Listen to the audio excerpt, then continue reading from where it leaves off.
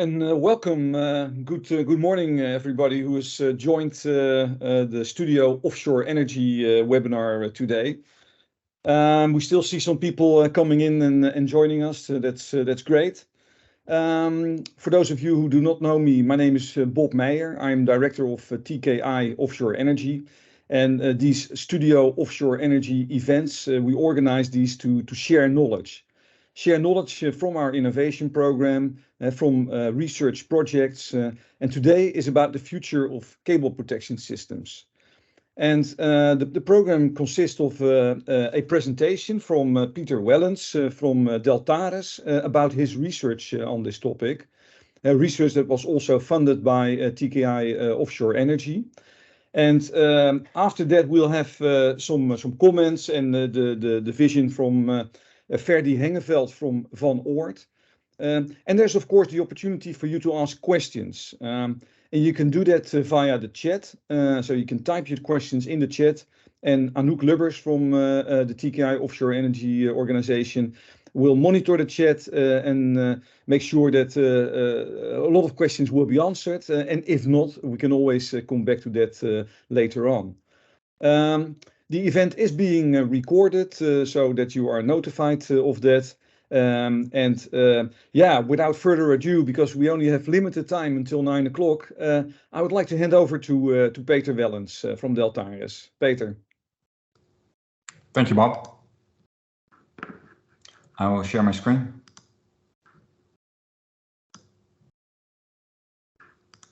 And if I'm not mistaken, then everyone will see the first slide of my presentation. My presentation is about the JIP, a joint industry project for cable protection systems. And we've done this together with a consortium that I'll introduce in a moment.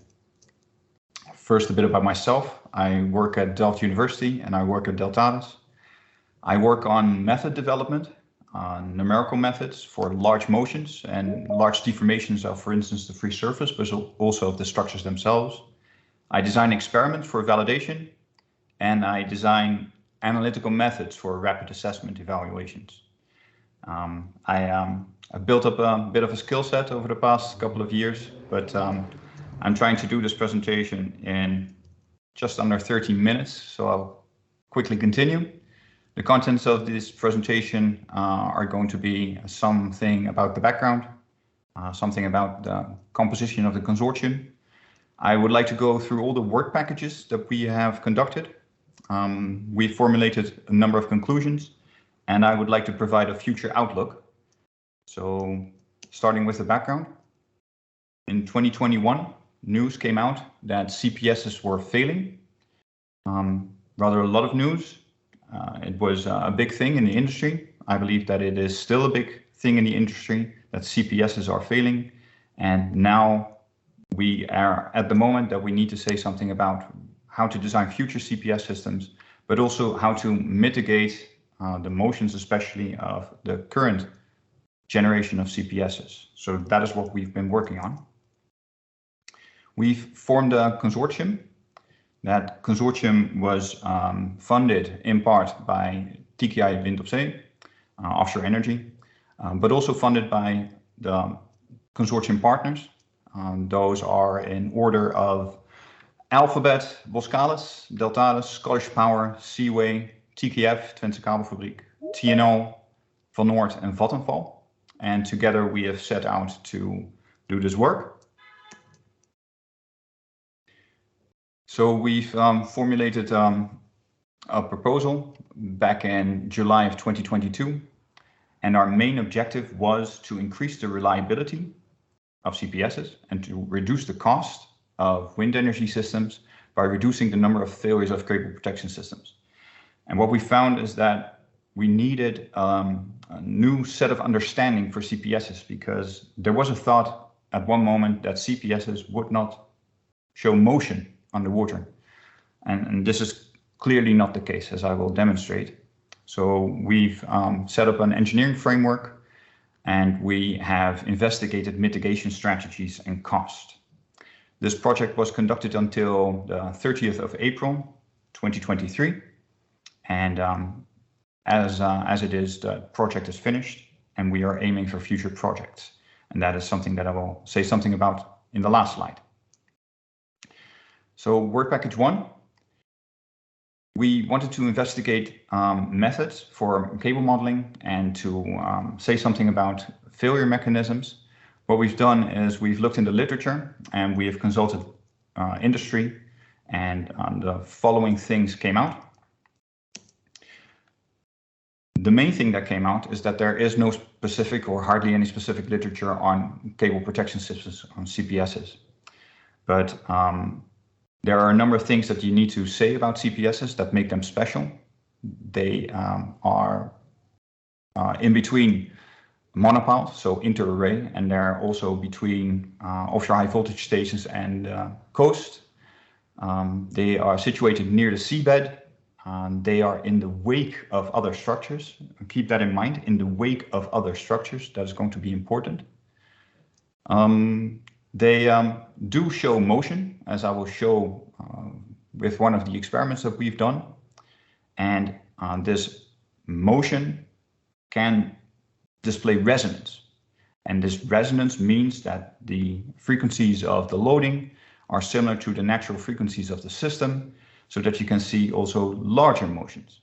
And these larger motions, they can cause wear, and they can cause fretting, and they can also cause other kinds of damage, for instance, fatigue damage.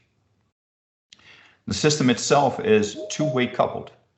It means that it is a full fluid structure interaction problem. The load influences the motion of the structure, but the motion of the structure also influences the load again. And at this moment, the industry doesn't take that into account yet. And also in this project, we have not taken that fully into account other than in the experiment. So an example of this fluid structure interaction is vortex-induced vibration. You can see it in the animation on the right, that the flow around the structure causes the structure to move in itself. The additional complication for CPS systems is that near the bottom, there is horseshoe vortex, and there are vortices being shed on either side of the monopile. So it is not only the vortices induced by the CPS itself that define the motion, but also the vortices that are shed by the structures that are nearby. The monopile, the jacket legs, the J-tubes. And this is only if you are talking about flow, so a mean current. But we are not talking about only a mean current. Out at sea, there is tidal current together with waves. Nearly all the time, there are waves that also excite the structure. And this needs to be accounted for. Also, the structure is not a simple structure. The CPS is a structure that shows strong geometric nonlinearity, but also a nonlinearity that has to do with the curvature. As the curvature increases, then there is a larger stiffness than when the curvature is small. Another thing is that the cable in itself is loose in the CPS, but through friction there is an interaction with it. This structural damping, where the cable moves inside of the CPS, that is typically not accounted for. Also the damping from the fluid is typically not accounted for. And also the interaction with the seabed is typically not accounted for. So these are all the complicating matters for a CPS structure.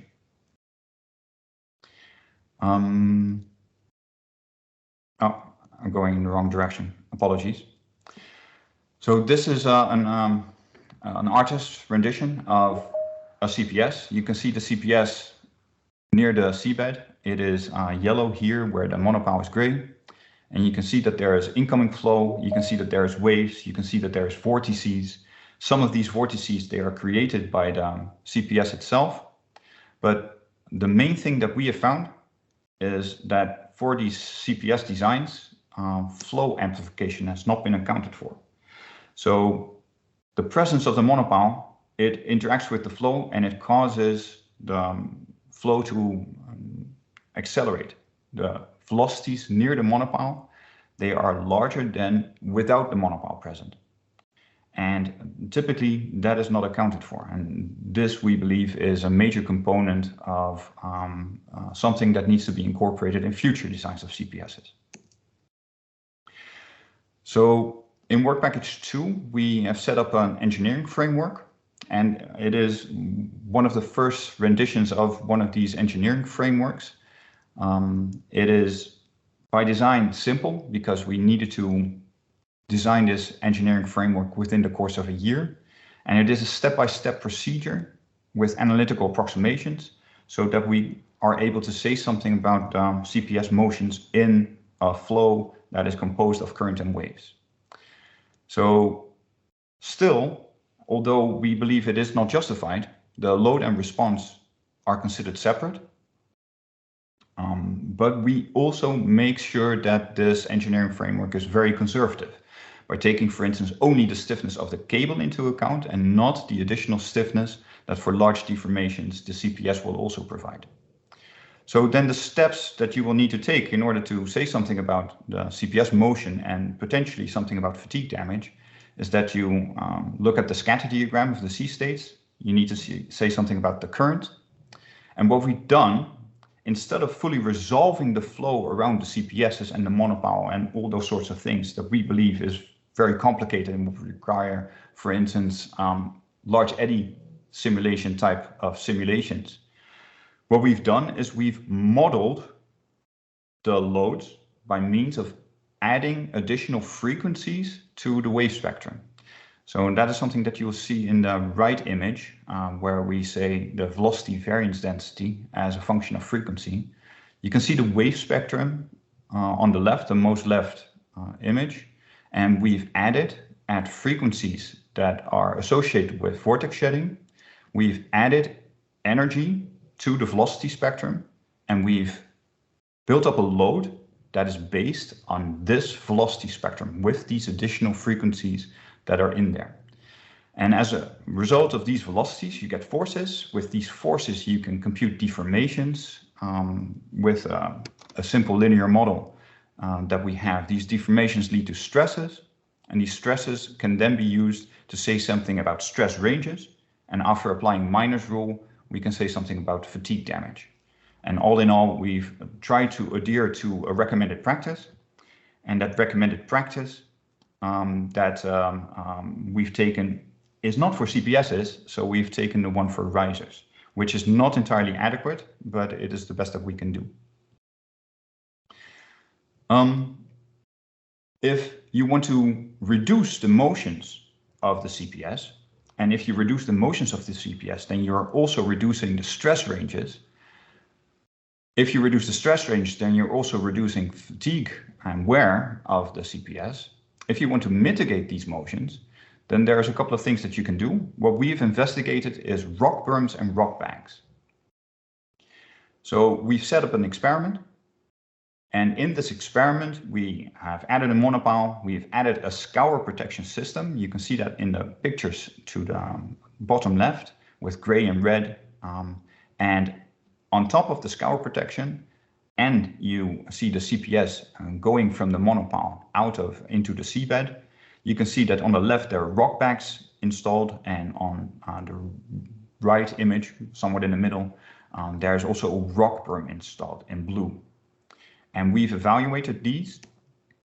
And here's a video that is somewhat accelerated. On the most left, you see the rock berm deforming as it is loaded in currents and waves, and in the middle you see the rock banks and the scour protection system itself deforming in currents and waves. We've also wanted to investigate the CPS in more detail, so we've set up a physical scale model experiment with a monopile in currents and waves. We needed to make a scale model of the CPS, and we've outfitted it with accelerometers. Here you can, on the right, you can see the monopile, which is see-through, and you can see that the CPS is installed to the monopile. And we've tried to model the flexibility of the CPS in the most detail, and also the interaction with the scour protection system. And with cameras, we've measured the motion. We've investigated the CPS in different orientations with respect to the flow and the waves, and to see if that makes a difference. And here's a short video that says something about the motions of the CPS in currents and in waves. And here you can also see, it's not that apparent, but if you impose a rock back, that is not to scale, I must say. If you put a rock back on the CPS, then you reduce the motions in the same circumstances. Together with TNO, cost analysis was performed. And TNO has investigated, that was my timer. TNO has investigated the installation of either 10 or 35 wind turbines. And the main conclusion from this is that the cost of either applying a rock berm or a rock back are not that different. The composition of the cost is rather different, but the total cost of these maintenance operations or these mitigation measure operations, they are not that different. So that was an important finding. I also want to say something about risks. Here you see an anonymized wind park. What you can see is that if you consider all the CPSs in one of these wind farms, that some are at higher risk than others. And that risk is identified as a damage number. And a damage number of 1 means all is okay. And if the damage number is higher than 1, that means that it will not live up to the lifetime. And here you can see that depending on the orientation of the CPSs, some are at more risk than others. And this is something that Deltares has been able to make based on the engineering framework. And I believe that this is an important finding for CPSs. So going through the conclusions, flow amplification is an important mechanism. We've also found that some CPS configurations, but not all, are at risk if you don't apply mitigation. Mitigation that we have investigated are rock berms and rock banks. And the rock berm is more flexible. That means that the integrity of the rock berm remains as it deforms, whereas with rock banks near the endpoints of the scour protection system, their function as a stability measure, it goes away. And that is something that we need to take into account with rock bank designs. We have scale model experiments with validation, and we're working on the validation of the methods that we have. And we've investigated cost. And what it says is that the costs for either rock banks or rock berms, according to the method that we've investigated, they are not that different. Looking at the future, we need to say something about the hydrodynamics. We have strongly simplified the hydrodynamics for the course of this project, and we need to investigate if indeed we are conservative as we think we are. The same goes for the structural response. We have made conservative assumptions, but we need more understanding of the geometrical nonlinearity. We have evaluated rock banks and rock berms, but you also need to take into account that the presence of the rock bank and the rock berm can influence your scour protection system, and the base scour protection system that was already there. So you need to reevaluate that as well. And if you have motion mitigation by means of a rock berm or a rock bank, then there is still this residual risk. You have reduced motions, but that residual risk also needs to be evaluated. There are a number of proposals that we are working on. GIP CPS2 is coordinated by Deltares, and the ambition is in a set of work packages to say something about the whole system design of CPSs. And there's a project initiative, Quadriceps, that is coordinated by TU Delft, especially me, together with a colleague of mine in the structural department. And what we want is to model this nonlinear loading mechanisms and these nonlinear motion response mechanisms of the CPS in way more detail to understand the conservatism that we have applied, so that a translation can be made to industry standard modeling software. And that was my presentation. So I'm open for questions now. Well, thank you very much, Peter. That's absolutely interesting presentation about your research and also by the rest of the team that you work with. I would like to encourage everybody to ask questions via the chat. So please type your questions there. We'll monitor those. But for now, I would also like to ask Ferdy Hengeveld from Van Oort maybe to reflect on the presentation of Peter, since you also worked together in this project. Yes, good morning. I hope you can all hear me. We can. That's good. Yeah. No, it is. I think it's a very interesting presentation that that Peter just held. Thanks very much for that. For us as contractor, we are building a lot of wind farms, and we have seen, well, especially the news of Ørsted has shown that something has happened in the way that wind farms are built that are now causing these issues with the CPS systems. And I think this project, the Joint Industry Project CPS, has helped to get a first view on what may be going on, and that has helped a lot. For us as Van Oort, this serves that really as a starting point for further research. On short term, and that's what we have applied in later projects, we have done additional research into the mitigation measures mostly. So how do you prevent the movement? But of course, we're not there yet, and further research is needed to really understand what's going on in that system, and make sure that we can have better, more optimum ways to prevent these kind of damage. So for us, this project is really a starting point for further research, and it has already shown a lot of things that are going on around the CPS system.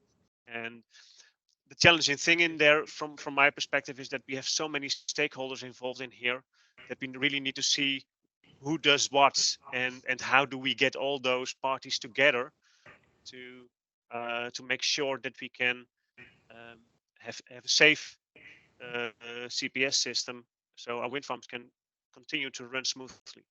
Yeah. Yeah, thank you for your reflection, Ferdy. Yeah, I immediately have a question, because I also saw from Peter's presentation that if you do this risk assessment, then you can also for existing wind farms already pinpoint some areas of higher risk. Would you not be tempted, so to say, to install, for example, berms or backs for additional protection, also for existing wind farms, maybe without waiting for further research? Oh, that may be an option. Ultimately, of course, that's for the owners of the wind farms to decide on that. And if that is regarded as a proper mitigation measure, I think we will be most happy to accommodate that. Yeah. And Peter, this risk assessment, is that also validated by the experiences of your joint industry project partners? At the moment, we haven't been interacting about the composition of the wind farms themselves. So together with the partners, we have really looked at the details, and we have not yet zoomed out to the entire level of the wind park. So this is something that we've done for 2 clients, and something that I've done as preparation for this meeting, to really make a picture that in one image shows what is happening in an entire wind farm. Yes. Okay, so I see I have a question here from Miguel. My question is related to the orientation of the CPS with respect to wave and current. Do you have any findings related to this topic? Yes, we do. So very interestingly, one of the findings was that the orientation that is perpendicular to the direction of flow and waves did not seem to be the worst direction in our experiment. So it is, if we call that direction, if we call that 0 degrees, then 20 degrees, in between 20 and 30 degrees, that was the worst orientation. And we believe that that has to do also with the vortices that are being shed from the monopile. Yeah. And then if you increase the direction so that the flow and waves become more in line with the CPS itself, then you see that the motion of the CPS reduces a lot, so that the monopile starts serving as a shield for the CPSs. So there are real findings for this. Yeah. Interesting. So I see another question here in the chat from Rijk Gerritsen. The research has now modeled rock bags. Would it be possible to replace these by geobags, geotextile sand containers? And then an integrated design can be made of scar protection around the monopile and cable mitigation measures. Yeah, so these geotubes then can be a potential other mitigation measure. We haven't investigated those yet, but we have some experience at Deltares of scaling these geotubes. And if you want to use geotubes as a measure of dealing with motion mitigation, then I believe that one of the more important things that needs to be evaluated is also its effect, the effect of the geotube, which is somewhat less permeable than rock bags or rock berms. The effect of one of these geotubes on the scour protection system itself. And it hasn't been done yet, but I would believe that it can help us on motion reduction system, but bear in mind that the scour protection system needs to be assessed as well then. Yeah, absolutely. Yeah. Now you already mentioned, Peter, and also Ferdy mentioned this, that further research is needed on this topic. Maybe also taking a further step towards, say, applications. You already started with a follow-up project. Are you still looking for partners in these joint industry projects? Yeah, thank you, Bob, for saying this. Putting it into one of these slides was for us a reason of reaching out and also inspiring hopefully interest with other partners. And I believe that this is a problem that lives in the entire wind energy world. And I believe that if we bring more partners in and we can collaborate on these aspects, that we can try to prevent issues with CPS for future things. So yes, partners are interested, and please contact myself or any of our colleagues. Yeah, great. Yeah, and by the way, since we are also say approaching the end, because we want to say respect everybody's schedule, of course, on busy days. If we look at, say, further research, if you have any ideas about research projects that you think are necessary and fit our innovation program, please contact also us at TKI Offshore Energy. You can find all the contact details on the website, and possibly we can support also research in areas that you think are relevant as well. Now, this is, of course, one of the, I would say, big potential issues with regard to cost and availability, the cable failures. And I think this is really an important topic to have presented here. I'm looking at the chat if there are any further questions. No, this is the last chance you have, and if there are any questions remaining, yeah, I would advise you to contact Peter at Deltares or his colleagues there, as you can see mentioned here. The report itself, Peter, will that be published? Yeah, I believe it is already published. I will check for certain, but it is going to be published. If it's not already there, then I'm sure that it will become available. Okay, I see a last-minute question coming in. Is it possible to speak after the webinar about the current research results for geotextile sand containers? Well, I may assume that Jan and Kristin can contact yourself via the email. The address is there. So I wish you all the best of luck. And with this, I would like to thank you all very much. Of course, Peter, for your presentation, Ferdy for your views on this matter. And Anouk for setting up the webinar and supporting this here. And of course yourself, the audience who have been attending this webinar.